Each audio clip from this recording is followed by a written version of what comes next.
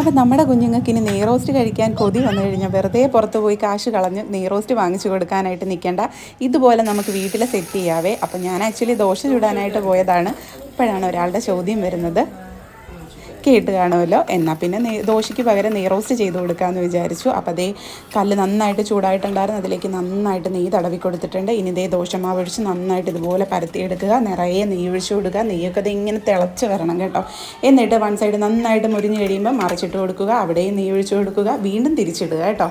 രണ്ട് സൈഡ് നല്ലതുപോലെ മുരിഞ്ഞ് കിട്ടണം. എന്നിട്ട് ഇതുപോലെ ഒരു ചട്ടുക എടുക്കുക. ഇങ്ങനെ ഒന്ന് കട്ട് ചെയ്യുക. എന്നിട്ട് ഇത് ഇതുപോലെ കോൺ പോലെ മടക്കി ചുറ്റിച്ചെടുത്തിട്ട് ഒരു മിനിറ്റ് ലോ ഫ്ലെയിമിൽ ആ ദോശക്കല്ലിയിട്ട് നന്നായിട്ടൊന്ന് സൈഡൊക്കെ മുരിച്ചെടുക്കണം. എന്നിട്ട് ഇത് ഇതുപോലെ പ്ലേറ്റിൽ സാമ്പാറും ചമ്മന്തിയൊക്കെ ആയിട്ട് സെറ്റ് ചെയ്ത് കൊടുക്കുകയെന്നുണ്ടെങ്കിൽ പിള്ളേർ കഴിച്ചോളും കേട്ടോ.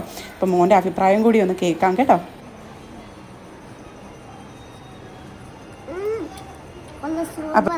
അപ്പോൾ എല്ലാവരും ഒന്ന് ട്രൈ ചെയ്ത് നോക്കണം.